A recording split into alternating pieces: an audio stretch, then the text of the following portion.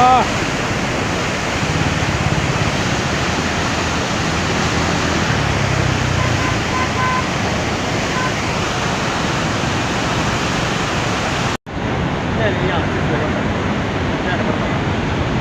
पर कितना पड़ेगा लेकिन देने के बड़े कितने पड़ पानी बस वो पड़ गया था लेकिन चल बेटा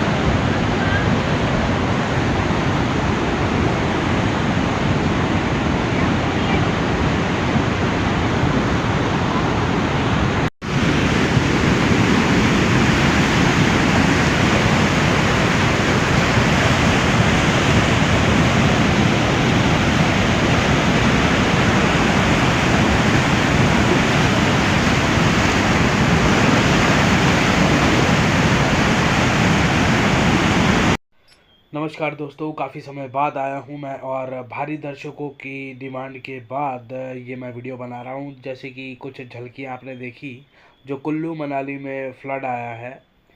हालांकि फ्लड तो पंजाब में आया है, जम्मू में भी आया है और आपका हिमाचल प्रदेश में भी बहुत ज़्यादा आया है। अब इसमें अलग अलग लोगों की अलग अलग राय है, ठीक है। अब देवभूमि के लोगों का ये कहना है कि ये देवी देवताओं का प्रकोप है। आप उनकी साधना की जगह पर जाकर गंदगी फैलाओगे और अपनी पिकनिक मनाओगे तो ये सब तो होगा।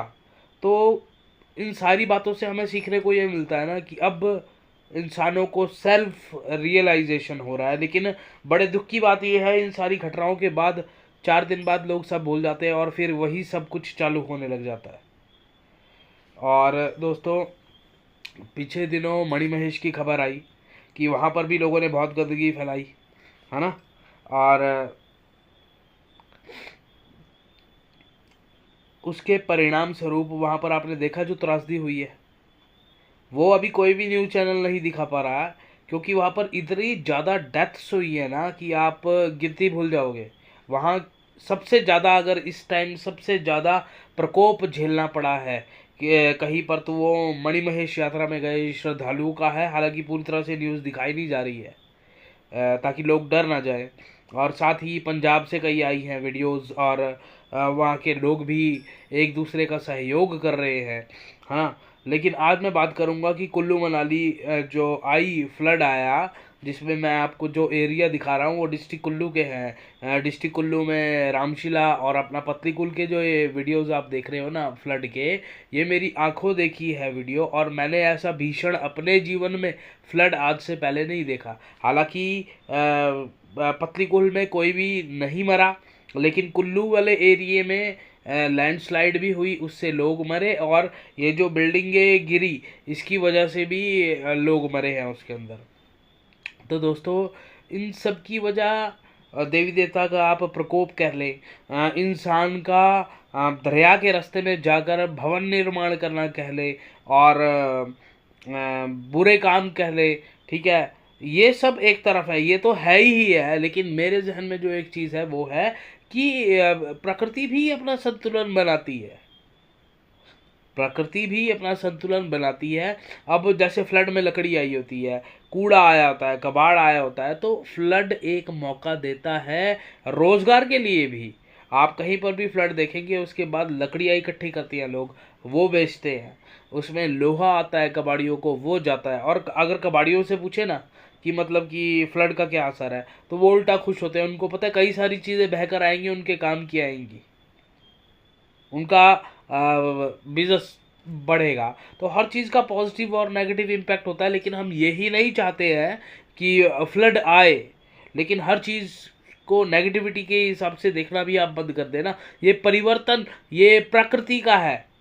जब अमीर लोग गरीबों का वो करते हैं, हक मारते हैं, उनको एक्सप्लॉयट करते हैं, है ना, तो प्रकृति खुद अपने हाथों से उनको देती है। अब कबाड़ी क्या बहुत ज़्यादा मतलब कि वो होते हैं, है ना, कबाड़ी लेबर्स, ठीक है ना, उनका गुजर बसर उसी से चलता है और प्रकृति देती है।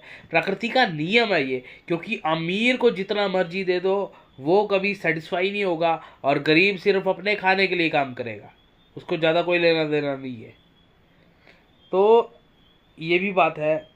और इंसान का तो मैं क्या ही बोलूँ, आदमी आज की डेट में एक प्रॉपर्टी, दो प्रॉपर्टी, पैसा, ये सब कुछ बनाने के अंदर इतना अंधा हो चुका है, वो कुछ भी कर रहा है।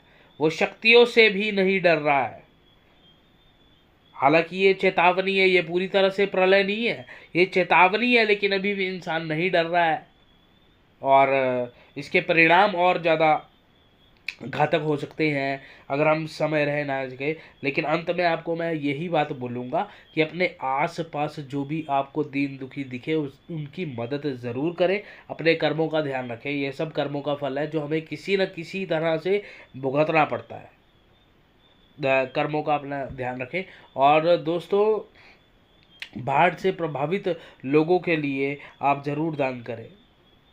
खुदा ना खास्ता हमारे साथ या किसी और के साथ कल को ये बात हो जाए तो हम भी तो दूसरों के ऊपर ही आश्रित रह जाएंगे ना। तो हमें बढ़ चढ़ कर इन मामलों में मदद करनी चाहिए और प्रभावित जो क्षेत्र है उनके लोगों से मिलिए, उनके दुख दर्द साझा कीजिए, उनकी मदद कीजिए। दोस्तों, यही एक सच्चा और नेक काम है ना। अंत में जाते जाते और आप झलकियाँ देख लीजिए वीडियो फ्लड की, है ना।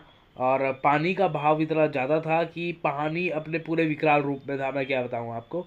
और मैंने लाइव भी किया उसमें फेसबुक में, और मैंने रील्स भी बनाई और फेसबुक के माध्यम से भी मैं शेयर कर रहा हूँ।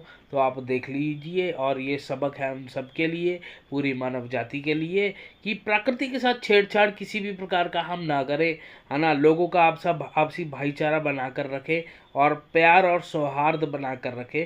हिमाचल में फ्लड क्यों आया? हिमाचल को देवभूमि कहा जाता है और देवभूमि में कई तरह की शक्तियां हैं। अब सबसे पहला उदाहरण हम ये ले लेते हैं, मणिमहेश में क्यों हुआ? क्योंकि वो तपोस्थली है, वो महादेव की जगह है, वो तपोस्थली है। वहाँ पर डल झील भी तोड़ने नहीं दी इस बार। जो चेले डल झील तोड़ते हैं ना, वो भी नहीं तोड़ने दी है। वो तपोस्थली है, वहाँ पर लोग आके गंदगी मचा रहे हैं, पिकनिक की तरह कर रहे हैं, शराब पी रहे हैं। तो फिर महादेव तो फिर वह शक्ति है ना, फिर वो महादेव के तो कई रूप हैं। उनके साथ, उनके सामने सृष्टि और उनके सामने ये इंसान का क्या अस्तित्व है? पहला। दूसरा, आपका ये जो है, अभी यहाँ पर कोई भी बहुत ज़्यादा त्रासदी नहीं हुई है, जाने कोई नहीं गई है, लेकिन पहले ही चेलों के और गुरुओं के माध्यम से उन्होंने बताया, जो हमारे ये है पराशर ऋषि जी, कि मुझे किसी भी तरीके का आदमियों का, मतलब कि ज़्यादा ये जो टूरिस्ट, मतलब कि जो भी लोग वहाँ पर जाते हैं ना, उनका दखल ज़्यादा पसंद नहीं है। ऋषि एकांत में अपनी तपस्या में बैठते थे और हम लोगों ने वहाँ बना दिया है पिकनिक स्पॉट। तीसरा, आज तक कभी भी बिजली महादेव से पत्थर नहीं गिरते थे, स्लाइडिंग नहीं होती थी, लेकिन इस बार वो भी हुई, है ना। वो भी कहीं ना कहीं रोपवे को ही दर्शाते हैं, क्योंकि रोपवे के माध्यम से वहाँ पर ठगी चल रही है और मतलब कि बोलते कुछ है, होता कुछ और ही है। मतलब कि चीज़ें कम चाहिए होती है, लेकिन एक्सप्लॉयटेशन ज़्यादा होता है, आप समझ गए होंगे, है ना।